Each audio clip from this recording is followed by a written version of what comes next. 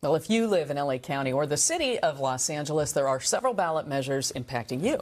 NBC4's Jonathan Gonzalez joins us now to break them all down. Jonathan. Colleen and Carolyn, let's start with the measure impacting everyone's wallet here in LA County. That one is Measure ER. This is a 5-year, 0.5% sales tax increase projected to generate $1 billion for every year for local health care centers, community clinics, and public health programs. They're expected to see some deep cuts because of the Trump administration's big, beautiful bill. Well, LA County's tax rate would jump from 9.75% to 10.25%. However, that would create a much higher tax rate for most cities in the county. For context, LA County has 88 cities. 53 would end up with a sales tax rate of 11% or more if this passes. ER would take effect October of this year, automatically expire 5 years later, but there's one caveat. If it does pass, Measure ER would also need to be approved by the state legislature. If you live in LA City, there are also 3 measures we want to tell you quickly about. Measure TT, this is a temporary hotel tax increase on mostly out-of-town visitors. Right now, if you stay at an LA hotel, you pay a 14% bed tax, as they call it.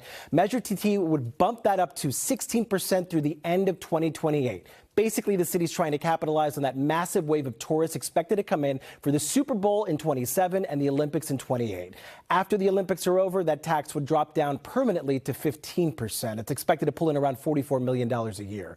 There's Measure TC as well. It's connected to TT in a way. It basically allows the city of LA to also collect hotel taxes on those little fees that you have to pay when you use a third-party website like Expedia to book a room. They want to tax those now. And lastly, Measure CB, aimed at illegal marijuana dispensaries. This one sounds a bit counterintuitive at first. How do you tax a business that isn't even legal? Well, right now, the way it works, legally licensed dispensaries pay LA City taxes on every sale. But because illegal, unlicensed shops operate completely under the radar, the city can shut them down, but cannot actually collect taxes on the money those places made while they were open. Well, this would change that for the city, allowing them to bring in potentially up to $30 to $35 million a year. Colleen, a lot of numbers here. We're going to continue to follow these, of course, through the night. We'll send it back to you.